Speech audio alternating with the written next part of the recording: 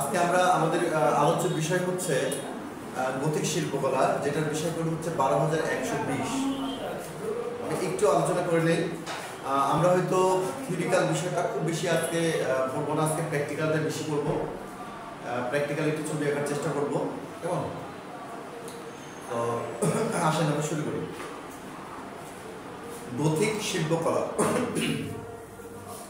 গতিক শিল্পকলা হচ্ছে ইউরোপিয়ান স্টাইলের একটি ধারা, যে ধারা হচ্ছে গোটা ইউরোপ থেকে শুরু করে গোটা বিশ্বে একসময় বিস্তৃত ছিল, কিন্তু ইউরোপের কোনো ধারায় আপনার নির্দিষ্ট সময় পর্যন্ত টিকে থাকতে পারে না, কারণ এইখানে ধারাগুলা পর্যায়ক্রমে পরিবর্তনশীল হয়ে আসছে। সেটার বিষয়ে আজকে আমরা আলোচনা করবো, কেমন?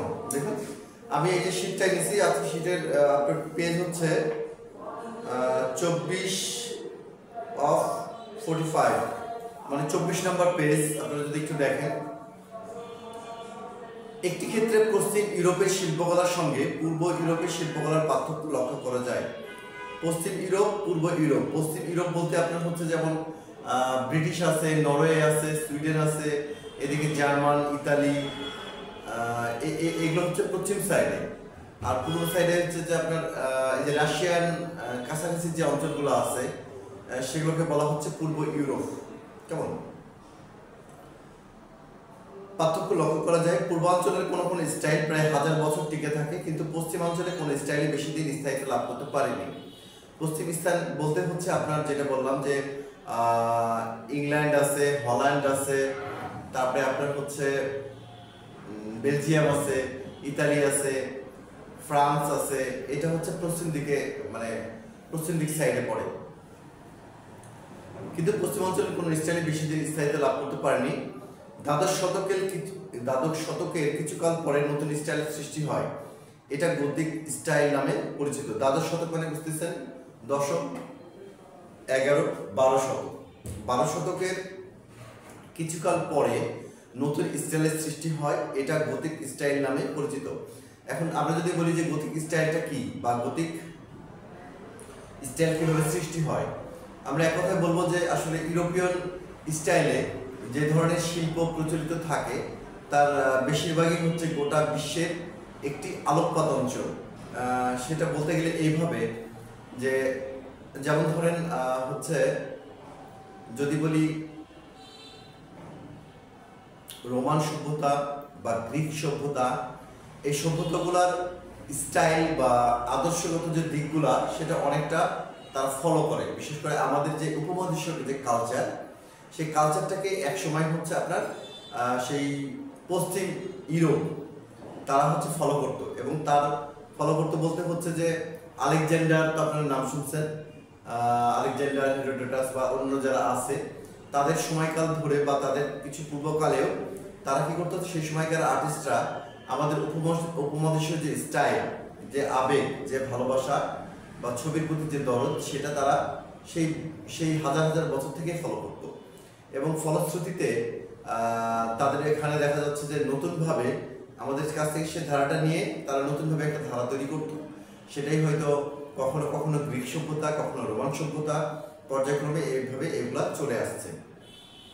গতিক শিল্পকলাও কিন্তু ঠিক এইভাবেই শুরু হয়, যেটার সময়কাল ধরা হচ্ছে আনুমানিক 12 শতক। 12 শতকের কিছুকালের পরেই হচ্ছে এই গতিক শিল্পকলার সৃষ্টি, যা পশ্চিম ইউরোপের সাথে সম্পৃক্ত। এটা গতিক স্টাইল নামে পরিচিত। এই স্টাইল আবিষ্কৃত হওয়ার পর নরমান এবং রোমানেক্স স্টাইল প্রচলিত এবং সেকেলে বলে গণ্য হতে থাকে। মানে এই স্টাইলটা যখন সৃষ্টি হওয়ার পরে তারপরেও সেই স্টাইলকেই হচ্ছে নরমান হয়ে গেছে। এখানে নরমাল এবং রোমানিক স্টাইল অপ্রচলিত এবং সেকেলে বলে গণ্য হতো। মানে এটা পুরাতন হিসাবেই তারা সাধারণত সেই সময় কাউন্ট করত। ত্রয়োদশ শতকের ইউরোপীয় শিল্পকলাকে গতিক শিল্পকলা বলা হয়। ত্রয়োদশ শতকের ইউরোপীয় শিল্পকলাকে গতিক শিল্পকলা বলা হয়, তবে এর কেন্দ্র ছিল উত্তর ফ্রান্স। সত্যিকার অর্থে গতিক, আচ্ছা আমি একটু আপনাদের জিনিস বোঝাই। দেখেন যে এই জায়গায় যেমন হচ্ছে আপনার ব্রিটিশ, এখানে দেখা যাচ্ছে আপনার নরওয়ে, তারপরে ধরেন এদিকে ধরেন হচ্ছে কি বলবো, এখানে ধরেন হচ্ছে ফ্রান্স, তারপরে ধরেন এই যে বেলজিয়াম, ইতালি, তারপরে হচ্ছে আপনার হল্যান্ড, তারপরে ধরেন এদিকে আসলে হচ্ছে আপনার জার্মানি। আর এইটা তো ইউরোপ, তো ইউরোপের কিছু অংশে এটাকে বলা হয় হচ্ছে পশ্চিম, এটাকে বলা হয় হচ্ছে পূর্ব। তো পশ্চিম সাইডের ইউরোপীয় যে কান্ট্রিগুলা, তারাই তো দেখতেছেন গোটা বিশ্বকে লিড দেয়। এবং এই কান্ট্রিগুলোতে কি ব্যাপারটা কি হয়, যে এরা বিশ্বের যে কোনো স্থানে যখন যেটা চালু হয় সেটার দিকে প্রথমে তাদের অঞ্চলে নিয়ে আসে, এবং নিয়ে আসার পরে এটাকে কাটা ছাড়া হয়। কাটা ছাড়া হওয়ার পরে নতুন একটি ধারাতে রূপান্তরিত হয়। তারই হচ্ছে ফলপ্রসূ হচ্ছে একটি ধারা, সেটা হচ্ছে গথিক শিল্পকলা।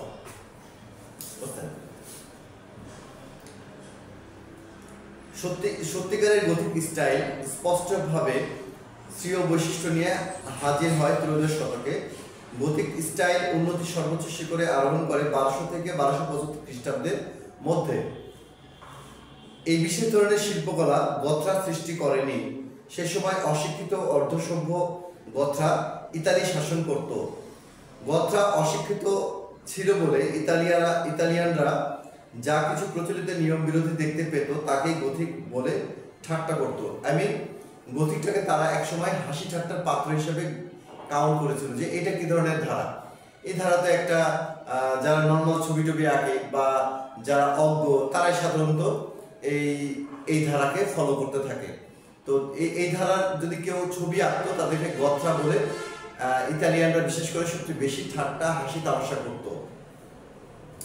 খালি মূল আপনারা হচ্ছে জাস্ট মূল মানে ভাবটা হচ্ছে আপনারা একটু কাউন্ট করে নেন, দেখেন তাহলে ইজি হয়ে যাবে। কেমন? আসলে বহু ধরনের ঐতিহ্য একত্রিত হয়ে নতুন স্টাইল সৃষ্টি করে। এটা উত্তর ইউরোপের অধিক বিকাশ লাভ করেছিল। এই স্টাইল গড়ে উঠবার পেছনে যেসব কারণ কাজ করতো তা হলো নগরগুলোর সম্পদ বৃদ্ধি এবং রাজনৈতিক ও সামাজিক উপাদানগুলোর মধ্যে সমন্বয়। অন্যান্য শিল্পকলার চাইতে এর ধরন ছিল শান্ত এবং বুদ্ধিদীপ্ত। এখানে খ্রিস্টান ধর্মের নির্দেশকে উপস্থাপিত করা হতো, অতীতের ঐতিহ্য এবং নতুন চিন্তাধারাকে একত্রিত করা হয়েছে। কলা কৌশলগত আবিষ্কার এবং উন্নয়ন শুধু গঠন এবং সুভীতিকরণের ক্ষেত্রে উন্নতি ঘটায়নি, অলঙ্করণের মধ্যেও সমন্বয় সাধন করেছিল। এটি এমন একটি শিল্পকলা যেখানে গঠন এবং সৌন্দর্য বিজ্ঞান একত্রিত হয়ে অখণ্ড রূপ ধারণ করেছিল। স্থাপত্য গথিক স্থাপত্যের ভবনের ভিতরে এবং বাইরের মধ্যে সামঞ্জস্য বিধান করা হয়েছিল। উৎকর্ষের ভিন্ন মান প্রকাশ করলেও 20 শতাব্দীতে গথিক স্থাপত্যের অনেক কিছু দেখা যায় যা সৌন্দর্য বর্ধন এবং গঠনের কাজে ব্যবহৃত হতো। আচ্ছা, গথিক স্থাপত্যের একটি ব্যবহারিক দিক ছিল, তথাপি একটি দর্শকের কাছে আবেগেরও নকশা অধিক অলঙ্কৃত হয়ে উঠত। কলা কৌশলগত দিকগুলোর সমস্যার সমাধান হবার পর প্রত্যেক নগর বৃহৎ ক্যাথিড্রাল তৈরি করার চেষ্টা করে। বিশপের গির্জাকে ক্যাথিড্রাল বলা হয়। এটা বড় আকারের গির্জা।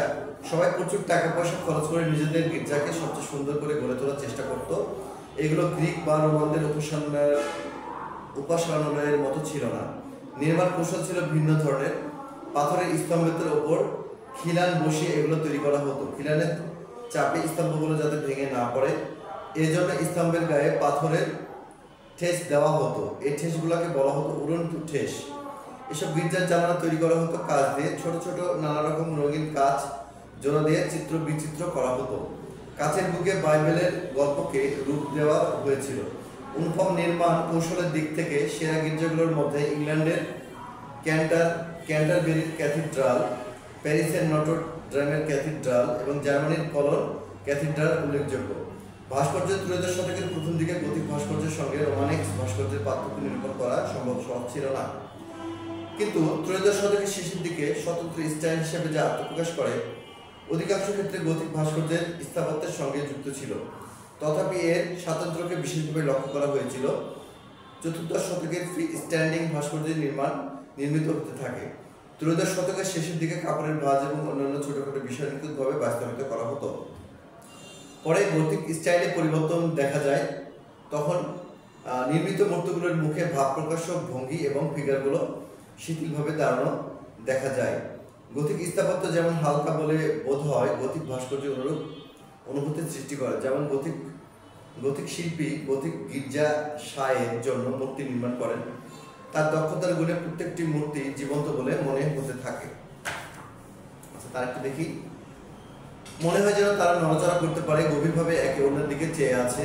কাপড়ের ভাঁজের নিচে শরীরের অস্তিত্ব অনুভব করা যায়। প্রত্যেক মহাপুরুষকে যাতে দর্শকরা চিনতে পারে সেজন্য শিল্পী কতগুলো প্রতীক চিহ্ন ব্যবহার করেছিলেন। ত্রয়োদশ শতাব্দীর প্রথম ভাগে ইংল্যান্ড, স্পেন, জার্মানির রাইনল্যান্ডে বহু জাঁকজমকপূর্ণ গির্জা নির্মিত হতো। একটি গথিক গির্জায় দেখা যায় শিল্পীরা সবকিছু নতুনভাবে উপস্থাপন করতে চেষ্টা করছিলেন। তবে শিল্পীরা পূর্ববর্তীদের ধারা একেবারে বর্জন করতে পারেননি। একটি লক্ষণীয় বিষয় যে গথিক শিল্পীরা রোমান ভাস্কর্যের অনুরূপ মূর্তি তৈরি নির্মাণ শুরু করেছেন, অর্থাৎ তাদের কাজে কাপড়ের ভাঁজের আড়ালে দেহের গঠন বোঝাতে অসুবিধা হয় না। এভাবে তারা ক্লাসিক্যাল শিল্পকলার কলাকৌশল পুনরায় ফিরিয়ে পেয়েছেন। এজন্য শিল্পীরা গর্ববোধ করতে পারেন। একটি বিষয়কে কিভাবে উপস্থাপন করবে সে বিষয়ে গথিক শিল্পীরা গভীরভাবে চিন্তা ভাবনা করতেন। পুনরায় গ্রিসে পুনর্জাগরণের সময় শিল্পীরা প্রকৃতিকে গভীরভাবে পর্যবেক্ষণ করতেন। হ্যালো, কেমন আছো? তাই ওয়ালাইকুম আসসালাম। আমার ধরাই দিচ্ছে পারিচ্ছ না? আচ্ছা, এখানে একটা লক্ষণীয় বিষয় যে গথিক শিল্পীরা যে ধারাটা তৈরি শুরু করেছিল, সেই ধারাটাতে তারা কি করতো, তাদের পর্যবেক্ষণ, তাদের চিন্তাধারা, তারা হচ্ছে অনেক দীর্ঘক্ষণ করে এটা সময় স্পেন্ড করতো, সময় ব্যয় করতো। তাতে করে হচ্ছে নতুন নতুন শিল্পের একটা প্রতিচ্ছবি আমাদের চোখের সামনে যখন আসতে শুরু করে, তখন হচ্ছে যে এই যে পশ্চিম ইউরোপিয়ানরা একটু ঠাট্টা মশকরা করতো। কিন্তু মজার ঘটনা হচ্ছে যে গথিক সময়ে দুটা জিনিস সবচেয়ে বেশি পরিমাণে পরিলক্ষিত হচ্ছে, যেটা আমরা দেখলাম। একটি হচ্ছে গির্জা, আরেকটি যেটা স্থাপত্যের মধ্যে পড়ছে, আরেকটি হচ্ছে ভাস্কর্য, যেটা গির্জা সংলগ্ন, বিশেষ করে আপনার উচ্চ পদস্থ কর্মচারী যেমন রাজা বা আরো অন্যান্য যে ব্যক্তিবর্গরা ছিল, তাদের ছবিগুলো ঠিকভাবে আঁকা হতো। আরেকটি লক্ষণীয় বিষয় হচ্ছে যে গথিক শিল্পকলা যখন আসে তখন তাদের ছবির মধ্যে এক ধরনের এক ধরনের কথা বলা, এক ধরনের চিন্তা শক্তি বৃদ্ধি পাওয়া, এক ধরনের মনস্তাত্ত্বিক যে খেলা, সেই শিল্পকলার মধ্যে দেখা যায়। গির্জাগুলোর স্টাইলটা অনেকটা একই রকম হলেও এখানে দেখবেন যে সাধারণত বড় বড় যে পাথরের টিলাগুলো আছে, সেই পাথরের টিলাগুলো হচ্ছে একের পর এক সাজানো হতো, এবং সেগুলো যাতে ধসে না পড়ে তার জন্য কি করা হতো, সাইডে আরেকটি পাথরকে দিয়ে ঠেস দেওয়া হতো, যাতে সেগুলো দীর্ঘদিন এবং মানুষের সামনে হাজার হাজার বছর ধরে টিকে থাকে। তো এটা হচ্ছে গথিক আপনার গির্জার একটা স্টাইল। এবং যখন এরা ভাস্কর্যগুলো তৈরি শুরু করে, তখন ভাস্কর্যগুলো এমনভাবে তৈরি শুরু করে যে আমি যে পোশাকটা পরে আছি, আমার পোশাকের ভিতরে যে আমার দেহ আছে, সেই দেহটাকেও যাতে আপনি ভালো মতন অবলম্বন করতে পারেন, সেটাও এখানে খুব পরিষ্কারভাবে তুলে ধরা হতো। এটা হচ্ছে গথিক স্টাইল। এখন গথিক, যদি আপনাদের কাছে প্রশ্ন এরকম হয় যে গথিক শিল্পকলা কি, গথিক শিল্পকলার সময়টা কালটা কি, এবং গথিক শিল্পকলার স্টাইলগুলো জনসমক্ষে তুলে ধরো এবং আমাদের সামনে তুলে ধরো, অথবা প্রশ্ন হতে পারে গথিক শিল্পকলা সম্পর্কে বিস্তারিত আলোচনা করো। এখন আমি লাস্টের দিকে এসে আপনাদেরকে গথিক শিল্পকলা সম্পর্কে যে প্রশ্নটা হবে তার একটা প্যাটার্ন দেখাবো। এখন এটি সম্পর্কে আরেকটু আমরা চোখ বুলিয়ে নিই।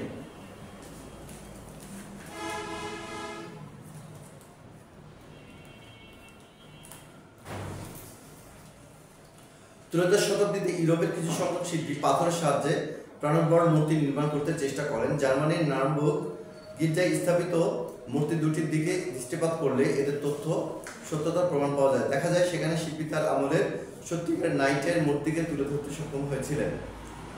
শিল্পীর দক্ষতার গুণে মূর্তি দুটিকে প্রায় জীবন্ত বলে মনে হয়। চিত্রকলা ইউরোপে ত্রয়োদশ শতাব্দীতে চিত্রশিল্পীদের প্রধান কাজ ছিল ধর্মীয় পুস্তক চিত্রিত করা। তবে চিত্রকরণ পদ্ধতি ছিল রোমানেক্স ধর্মীয় পুস্তক চিত্রকরণ পদ্ধতিতে চাইতে ভিন্ন ধরনের। চিত্রে মনুষ্য মূর্তি স্থাপনের ব্যাপারে পুরাতন ঐতিহ্যকে অনুসরণ করা হয়। এটা পড়াচ্ছে আমরা গথিক শিল্পকলা। আচ্ছা, তার নিজের দিকে একটু দেখি। ইতালিয়ান চিত্রশিল্পীরা ইতালিয়ান ভাস্কর্যের চেয়ে ধীরগতি সম্পর্ক ছিলেন। ইতালিয়ান শহর ভেনিসের শিল্পীরা প্রত্যক্ষশিল্পী শিল্পীরা কনস্ট্যান্টিনোপলের শিল্পীদের অনুসরণ করেন। ত্রয়োদশ শতাব্দীতে ইতালিয়ান গির্জাগুলোতে গ্রিক রীতিতে মোজাইক করে নির্মাণ করা হতো। মোটামুটি আমি বুঝতে পারছি, আপনারা হয়তো বুঝতে পারবেন। আমরা এখন আমি মাত্র 10 মিনিট আপনাদেরকে এটা করানোর পরে আমরা সরাসরি প্র্যাকটিক্যালে চলে যাবো। প্র্যাকটিক্যালটা আমাদের জন্য বেশি গুরুত্বপূর্ণ।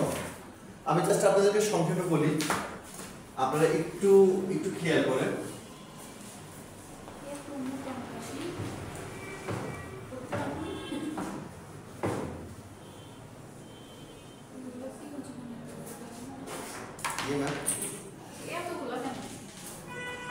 রাখেন। আচ্ছা দেখেন, আমি এই যে বই থাকলো, শীটগুলো থাকলো, আমি একটু আপনাদেরকে ডিটেলস করে বোঝাই। পরীক্ষাতে সাধারণত প্রশ্ন আসে যে গথিক শিল্পকলা কি, গথিক শিল্পকলার সময়কালটা কি, অথবা গথিক শিল্পকলা সম্পর্কে বিস্তারিত আলোচনা করো। এখন গথিক শিল্পকলার সময়কালটা হচ্ছে 12 শতকের কিছুকাল পর থেকেই মূলত গথিক শিল্পকলার স্বর্ণযুগ বলা হয়। এটি হচ্ছে গথিক শিল্পকলার মানে সময়, মূল সময়। গথিক শিল্পকলার সৃষ্টি হয় হচ্ছে বা উদ্ভব হয় আপনার পশ্চিম ইউরোপিয়ান অঞ্চলে। পশ্চিম ইউরোপিয়ান অঞ্চল বলতে আমরা সেখানে পাবো হচ্ছে ফ্রান্স, ইতালি, নেদারল্যান্ড, তারপরে হচ্ছে আপনার বেলজিয়াম, হল্যান্ড, পোল্যান্ড, জার্মানি। এটা হচ্ছে পশ্চিম ইউরোপ, যেখানেই হচ্ছে গথিক শিল্পকলার উদ্ভব হয়।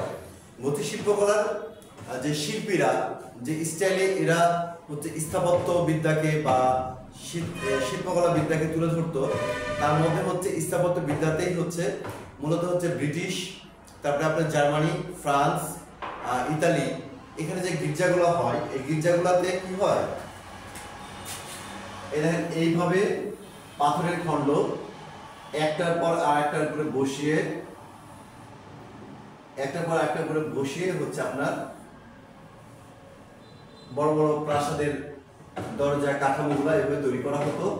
এইভাবে পাথরগুলোকে একটার পর একটা সাজিয়ে, কারণ এই পাথরগুলো যাতে পড়ে না যায় তখন কি করা হতো, আলাদাভাবে অন্য কোনো পাথরগুলো দিয়ে এই পাথরগুলোকে ঠেস দেওয়া হতো, যাতে এই পাথরগুলো হচ্ছে পড়ে না যায়। কেমন?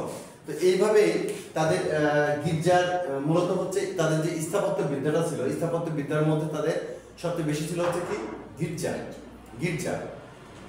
তো গির্জাগুলোর সাথেই ম্যাক্সিমাম হচ্ছে এইভাবে পাথর দিয়ে তারা বিভিন্ন দেওয়াল তৈরি করতো, এবং দেওয়ালকে ঠেস দেওয়ার জন্য আলাদা একটা পাথর দিয়ে রাখা হতো, যাতে উপরের পাথরগুলা বা নিচের গোড়ার দিককার পাথরগুলা পড়ে না যায়। এবং এই গির্জার সাথে তারা কি করতো, তারা হচ্ছে মূলত হচ্ছে বিভিন্ন নকশা অলঙ্করণ করতো, এবং কাঁচ দিয়ে হচ্ছে যে উপরের পাটটাকে ঢেকে দেওয়ার চেষ্টা করতো, এবং সেখানে হচ্ছে বিভিন্ন রকম পবিত্র বাণী তারা হচ্ছে লিখে রাখতো কাঁচের উপরে, রঙিন বিভিন্ন কাঁচের উপরে তারা বিভিন্ন রকম বাণী লিখে রাখতো। আবার এর পাশেই দেখা যাচ্ছে কি করতো, এইখানে বা এই সাইডে বা ভিতরের দিকে তারা হচ্ছে কি করতো, তারা হচ্ছে বিভিন্ন প্রকার এই যে ভাস্কর্য তৈরি করতে হবে, ঠিক আছে, বিভিন্ন প্রকার ভাস্কর্য তারা তৈরি করতো এখানে। ভাস্কর্য তৈরি করতো, এবং সে ভাস্কর্যগুলোর যে দৃষ্টিভঙ্গি ছিল তা ছিল অত্যন্ত গভীর বলতে তাদের মধ্যে এক প্রকার আবেগ বা ভালোবাসা জুড়ে দেওয়া হতো, বিশেষ করে চোখের চাহনি, ঠিক আছে, বলার ভঙ্গি বা কোনো কিছু আত্মপ্রকাশ ভঙ্গি, এগুলো খুব নিখুঁতভাবে তৈরি করা হতো। এবং নিখুঁতভাবে তৈরি করার জন্য এই গথিক শিল্পীরা তাদের চিন্তাধারাকে অনেক বিস্তৃত আকারে নিয়ে যেত। মানে চিন্তাধারাটা আমরা যে কোনো জিনিস চিন্তা করে দেখা যাচ্ছে 5 মিনিট 10 মিনিট ভাবছি, কিন্তু তারা সেখানে হচ্ছে হিউজ পরিমাণ চিন্তাধারার জন্য সেটাকে সময় দিত।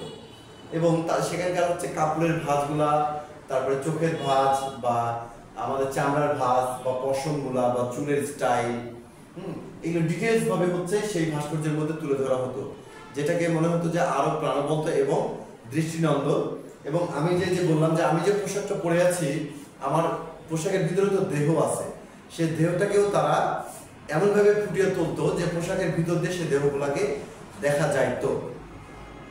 তো এইটা কারণের কারণ হচ্ছে যে তাদের চিন্তাধারাগুলো কতটা ডেপথ মানে ডিপ সেটা প্রকাশ একটা ভঙ্গি। আচ্ছা, আরেকটা কাজ করা হতো যে অনেক সময় তারা কিছু প্রতীকী চিহ্ন ব্যবহার করতো। যেমন আমাদের হুজুর সাল্লাল্লাহু আলাইহি সাল্লামের কয়েকটা জিনিস থাকতো না, পাগড়ি, তসবি, টুপি, পোশাক আশাক বা হাতে লাঠি, এইগুলো তো একটা চিহ্ন। তো তারাও কি করতো সে সময় তাদের হচ্ছে ভাস্কর্যগুলো যেগুলো তৈরি করতো বিভিন্ন বড় বড় রাজা বাদশাহ বা অন্যান্য যে ব্যক্তিবর্গ, তাদের যে ব্যবহারিক সামগ্রী বা কোনো কোনো ব্যতিক্রমী চিহ্ন যে চিহ্ন শুধুমাত্র ওই রাজায় ব্যবহার করতো, এই ধরনের কিছু সাংকেতিক চিহ্ন তারা সেখানে ফুটিয়ে তুলতো। এই কারণেই হচ্ছে গথিক শিল্পকলা কিছুটা আলাদা এবং একটু ব্যতিক্রম। তবে এই এই এই ধারাগুলো কিন্তু ইউরোপে বেশি দিন স্থায়ী হয়নি, কারণ ইউরোপের প্রতিটা ধারাই হচ্ছে পরিবর্তনশীল। একটার পর একটা ধারা যখন আসে তখন সেটা কি হয়, ডে বাই ডে পরিবর্তন হতে থাকে এবং নতুন একটা ধারা জন্ম হয়। সেখান থেকে কিন্তু এক একটা সভ্যতা বা এক একটা শিল্প স্টাইল বা এক একটা শিল্পকলার আলোকগাথা কিন্তু আমরা এই যে আমাদের সামনে পাচ্ছি। ঠিক আছে, এগুলো আমরা যদি না জানি তাহলে আমরা আমাদের পূর্বপুরুষের যে বিষয়গুলো থাকে সেটা কিন্তু আমরা বুঝতে পারবো না। পারবো বাবা? হ্যাঁ বলো না, পারবো না। তোমার কান তো খরগোশের মতো, জানো তুমি? তো গথিক শিল্পকলা নিয়ে আপনাদের যদি কোনো মতামত থাকে আমাকে একটু শেয়ার করতে পারেন, আমি একটু আপনাদের সাথে পরামর্শ বা একটু আলোচনা করবো আর কি। যারা অনলাইনে আছেন অফলাইনে আছেন সবার জন্যই একই মানে আমার আলোচনার বিষয় গথিক শিল্পকলা। তো এটা নিয়ে এটা যখন আপনাদের পরীক্ষাতে আসবে আমি কয়েকটা জিনিস শিখাইছিলাম আপনাদেরকে, যে গথিক শিল্পকলা যদি আসে, যে গথিক শিল্পকলা সম্পর্কে বিস্তারিত আলোচনা করো, তখন আমরা কিভাবে লিখবো? তখন আমরা লিখবো হচ্ছে গথিক শিল্পকলা কি।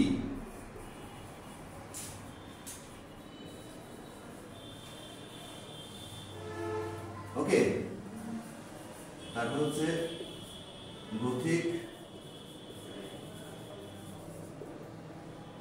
গথিকের সময়কাল,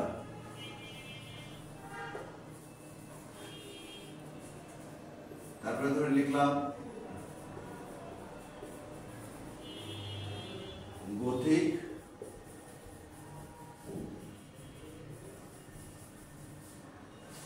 শিল্পকলা, আন্ডারলাইন করে এখানে লিখলাম হচ্ছে 1 নম্বর স্থাপত্য, ভাস্কর্য, আরেকটা চিত্রকলা। এটা আমি প্রতিটা ক্ষেত্রে বলি না আপনাদেরকে যে কোনো শিল্পকলার ক্ষেত্রে আমরা তিনটা জিনিস পাই। কি কি পাই? স্থাপত্য, ভাস্কর্য, চিত্রকলা। এখন এই গথিক শিল্পকলার মধ্যে সবচেয়ে বেশি পরিমাণে আছে হচ্ছে আমাদের স্থাপত্য। সেই স্থাপত্যগুলো কি সাধারণত আমরা ম্যাক্সিমামগুলো দেখবো হচ্ছে গির্জা, যেমন হচ্ছে আপনার ইতালিতে পাওয়া গেছে, ফ্রান্সে পাওয়া গেছে, ইংল্যান্ডে পাওয়া গেছে, জার্মানিতে পাওয়া গেছে।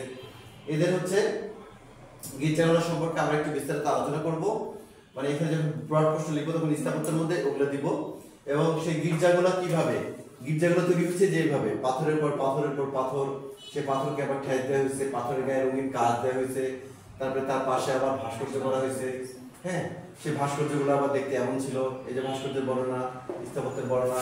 চিত্রকলা হচ্ছে যে গির্জার ভিতরের দেওয়ালে সেখানে তারা কাচের উপরে বিভিন্ন রকম চিত্রকলা তৈরি করতো, বা বিভিন্ন রকম এই যে আপনার পুরাতন যে কাব্য কাহিনীগুলা সেখানে হচ্ছে যে এই যে এভাবে লিখে রাখা হতো, তুলে ধরা হতো। তাহলে কি পাচ্ছি আমরা গথিক শিল্পকলার মধ্যে তিনটাই পাচ্ছি, কিন্তু সবচেয়ে বেশি গুরুত্বপূর্ণ কি হচ্ছে স্থাপত্য, তারপরে ভাস্কর্য, তারপরে চিত্রকলা। আবার কোনো কোনো প্রশ্নের ক্ষেত্রে দেখা যাবে যে ভাস্কর্য আগে আসছে বা চিত্রকলা আগে আসছে, তারপরে পর্যায়ক্রমে অন্যগুলো আসছে। তিনটাই থাকবে, সাধারণত তিনটাই আমরা পাই। তো গথিক শিল্পকলা নিয়ে আপনাদের কোনো প্রশ্ন নাই? ম্যাম তুমি বাবা ভাইজান বা ম্যাডামরা যারা অনলাইনে আছেন, আপনাদের কি কোনো প্রশ্ন নাই গথিক শিল্পকলা নিয়ে, বা আপনারা কি শুনতে পাচ্ছেন না? এই শেষের দিকে গথিক প্রশ্নগুলো কিভাবে হতে পারে তার একটা নমুনা আমি যে বোর্ডে একটু দিছি, যে গতিক শিল্পকলা কি, গতিক শিল্পকলার সময়কাল কি, গতিক শিল্পকলা কোথায় তৈরি হয়েছে, বা গতিক শিল্পকলা বলতে বিস্তারিত আলোচনা, এই পয়েন্ট আউটগুলো আমি এখানে করছি। আর গতিক নিয়ে একটু আলোচনা করছি এই। জি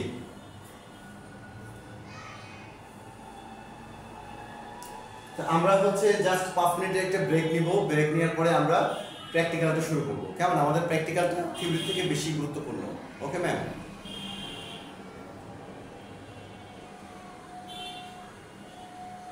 হবে ম্যাম, হবে। একদিনে তো হবে না, একটু সময় লাগবে, কিন্তু চেষ্টা না করলে সেটাকে আপনি পারবেন না, চেষ্টা করতে হবে আর কি। তো ঠিক আছে, আমরা ছোট্ট একটা ব্রেক নিই, ব্রেক নেওয়ার পরে আসছি।